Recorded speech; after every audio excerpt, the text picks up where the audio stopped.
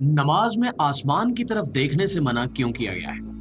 Discover the world के मुअज़्ज़िज़ दोस्तों, यूं तो साइंस और मजहब का तकाबुल बिल्कुल भी नहीं किया जा सकता, क्योंकि मजहब अकीदे पर पूरे दिल से बगैर किसी शक के ईमान ले आने का नाम है और साइंस मुशाहिदात की बुनियाद पर हकीकी या गैर हकीकी चीज का फैसला करती है। अलबत्ता दीन इस्लाम चूंकि दीन फितरत है, इसलिए इसके मुख्तलिफ अहकाम जमाने के साथ साथ साइंसी मुशाहिदात से भी साबित हो रहे हैं और हम अपनी आंखों से दीन के मुख्तलिफ अहकामात को साइंस की रूह से साबित होते हुए देखते हैं। इससे ये तासुर बिल्कुल भी नहीं लेना चाहिए कि पूरे का पूरा दीन साइंस से साबित किया जा सकता है और ना ही इसकी जरूरत महसूस होनी चाहिए। आज के इस दौर में भी नबी करीम सल्लल्लाहु अलैहि वसल्लम की बताई हुई ऐसी बेशुमार सुन्नतें हैं जिन्हें साइंस साबित कर चुकी है और इनकी अफादियत भी साइंसदानों की जानिब से लोगों के सामने बयान कर दी गई है। नबी करीम सल्लल्लाहु अलैहि वसल्लम ने अपनी जिंदगी में अपने अमल से और अपने कौल से हम मुसलमानों के लिए जीने की राहें मुतय्यन कर दी है और रोजमर्रा जिंदगी के छोटे से छोटे कामों के लिए हमें तरीक़ेकार बता दिया गया है। ये तमाम के तमाम तरीके दीन से ज्यादा अपनी जिंदगी को महफूज रखने और किसी भी किस्म के जरर और तकलीफ से अपने आप को बचाने से ताल्लुक रखते हैं। इससे हम अंदाजा कर सकते हैं कि ये दुनिया का वाहिद दीन है जो मुसलमानों को और अपने पैरोकारों को जिंदगी की आम तकालीफ से बचने के तरीके भी बताता है और महज इबादत पर ही जोर नहीं देता, बल्कि पूरी की पूरी मुआशरत सिखाता है। कुछ सुन्नतें ऐसी भी होती हैं जिनकी अफादियत नबी करीम सल्लल्लाहु अलैहि वसल्लम ने साफ तौर पर बयान नहीं फरमाई, लेकिन हम इन्हें फिर भी मानते हैं और इन पर अमल भी करते हैं। तो दोस्तों, आज की इस वीडियो में हम कुछ ऐसी सुन्नतों के बारे में बात करेंगे जिन्हें हमने बगैर किसी दलील के तस्लीम किया और इन पर अमल किया और आज साइंस इनकी अफादियत, मुशाहिदात और तजुर्बात की रूह से हमारे सामने साबित कर चुकी है। तो आइए देर न करते हुए आज के मौजू का आगाज करते हैं। प्यारे दोस्तों, नबी करीम सल्लल्लाहु अलैहि वसल्लम ने हमें बैतुल खला में थूकने से मना फरमाया है और बैतुल खला में कोई भी बात करने से भी मना फरमाया गया है। ये भी कहा गया है कि इससे शैतानी असरात जिस्म पर हावी हो जाते हैं और इंसान बीमार हो जाता है। जदीद साइंस इस बात को मुशाहिदात और तजुर्बात से साबित कर चुकी है। जब हम बैतुल खला में सांस लेते हैं तो इससे हमारे जिस्म पर कोई असर नहीं पड़ता, क्योंकि हमारी नाक में ऐसे गदूद मौजूद हैं जो हवा में मौजूद जरासीमों को रास्ते में ही मार देते हैं और यूं पाक और साफ हवा हमारे फेफड़ों तक पहुंचती है। जबकि अगर हम बैतुल खला में थूकें या मुंह खोलें या बात करने की कोशिश करें, तब बैतुल खला की आलूदा और जरासीम से भरी हुई हवा हमारे मुंह में दाखिल हो जाती है और हमारे लुआब के साथ मिलकर मेदे में चली जाती है। जैसा कि नबी करीम सल्लल्लाहु अलैहि वसल्लम की एक और हदीस में इरशाद है कि मेदा ही तमाम बीमारियों का घर है। इसी हवाले से मेदे में जाकर ये जरासीम हमारे पूरे निजाम को तहबाला कर देते हैं और हमारा जिस्म मुख्तलिफ बीमारियों के शिकंजे में आ जाता है। नाज़रीन, इससे साबित होता है कि नबी करीम सल्लल्लाहु अलैहि वसल्लम की बताई हुई ये सादा सी सुन्नत हमें कई बीमारियों से बड़ी आसानी से बचा लेती है। इसलिए हमें कोशिश करनी चाहिए कि हम बैतुल खला में रहते हुए ना तो कोई बात करें और ना किसी बात का जवाब दें।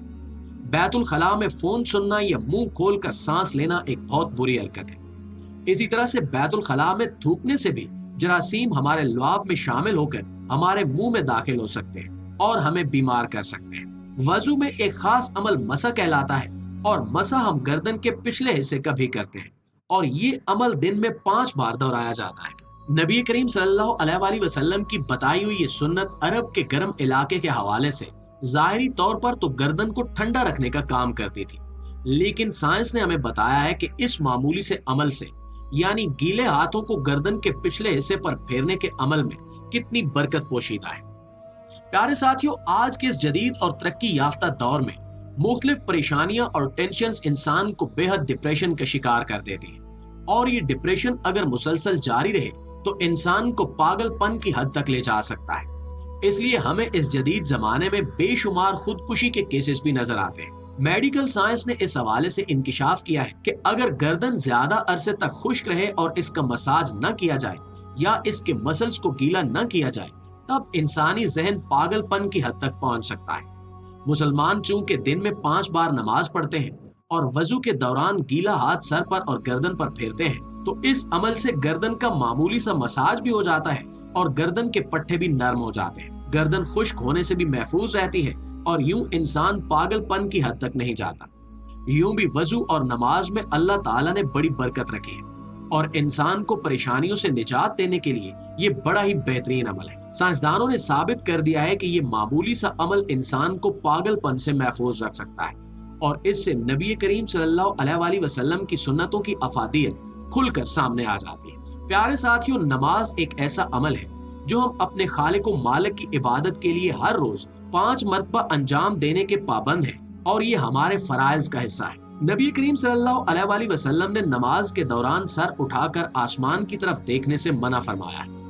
बज़ाहिर इस हुक्म में कोई मसलियत नजर नहीं आती और न ही इसका कोई फायदा नजर आता है। अलबत्ता तमाम के तमाम मुसलमान, चाहे वो अरबी हो या अजमी या दुनिया के किसी भी खित्ते से ताल्लुक रखते हो, इस बात पर अमल करते हैं और नमाज के दौरान आसमान की तरफ नहीं देखते, न ही इर्द गिर्द देखते हैं। उलमाए कराम ने इसकी तशरीह करते हुए इस हवाले से महज इतना ही कहा है कि इस अमल से इंसान की तवज्जो नमाज में बरकरार रहती है, लेकिन आसमान की तरफ न देखना आखिर इस कदर जरूरी क्यों है और इससे नमाज में किस तरह का खलल पड़ सकता है, इस बारे में हम अभी तक अनजान थे। अलबत्ता जदीद मेडिकल साइंस ने इंसानी ज़हन की परतें खोलते हुए इस राज से भी पर्दा उठा दिया है और हमें बता दिया है कि आसमान की तरफ देखने से इंसानी ज़हन पर कौन से असरात मुरतब होते हैं। प्यारे दोस्तों, मेडिकल साइंस के मुताबिक चूंकि आसमान बेहद वुसअत का हामिल है और अपने अंदर बेहद गहराई रखता है और इसके साथ साथ ये कायनात के तमाम मज़ाहिर का आईनादार भी है,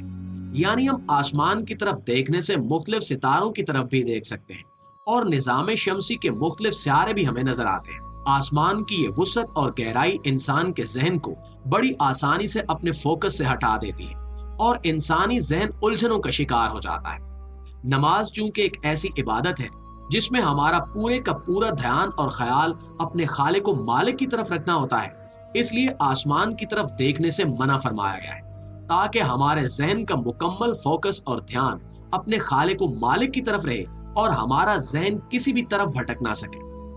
मेडिकल साइंस ने मजीद इस बारे में तहकीक करते हुए ये भी बताया कि जब कोई इंसान अपने किसी प्रोजेक्ट में मशगूल हो या किसी अहम काम में मसरूफ हो, तब भी उसे आसमान की तरफ नहीं देखना चाहिए। अलबत्ता फ्रेश होने के लिए इर्द गिर्द जरूर देखना चाहिए या उठ जाना चाहिए, लेकिन इस दौरान भी आसमान की तरफ देखने से गुरेज करना चाहिए